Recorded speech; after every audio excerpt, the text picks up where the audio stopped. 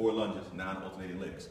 So forward lunges, all I'm looking for is when we step, get this top thigh parallel to the ground, feet back together. You're gonna do all one side, so I'm still on my left side, back together. Once I finish that, then I start my right side. Here's how it looks from this side. Remember, top thigh parallel to the ground. Here's the top of my thigh, right here. I want that parallel to the ground. This knee that I'm leaning on right now doesn't touch the ground. It's about an inch from the ground.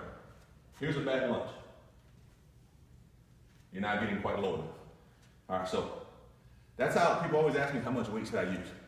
As heavy as you can use and still get to this position here. If you can't get to that position, it's the weight. So a lot of times I see people grab weight and they want to look strong like everybody else, but they're giving me this. And I'm like, get the knee lower, and they don't move any lower. If that's your range of motion, it really defeats the purpose of using weight. I'd rather you not use weight and get a bigger range of motion. But once again, we're only doing 8 reps. So if you've been training with it for a while, you can do 8 reps of lunges with weight.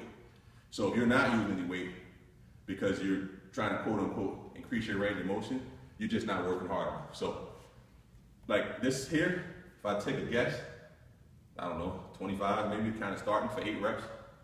I don't know, I can go really heavy on lunges for 8 reps, something like that. So like, you're not comparing yourself to me, but you definitely want to challenge yourself and really want to kind of push it when you're doing this exercise here. You want to get both legs. So remember that knee, look at that about an inch from the ground. You're looking for this top thigh to get parallel. And your body should be straight line. So you don't want to do this when you lunge, where you look like you're leaning forward, your posture's here.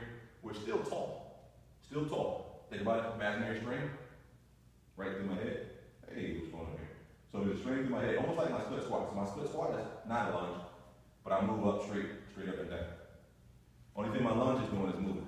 Some people can't do forward lunges. Go reverse lunges like we do in our warm-up. So if you can't do forward lunges, you're here. Reverse lunges. Feet back together, step, feet back together. So the anatomy of a lunge is one step. Common error I see is people lift their front foot up. I don't know how they do it. They figure out a way to do it on reverse lunges. They step back and somehow they pick this foot up and they come forward. That doesn't work. That foot has to stay stationary the entire time. So it's one step backwards, one step forward. If I'm going forward lunge, one step forward. I can't pick that back foot up. I see people do that somehow and then come back. That doesn't work. One step forward, one step backwards.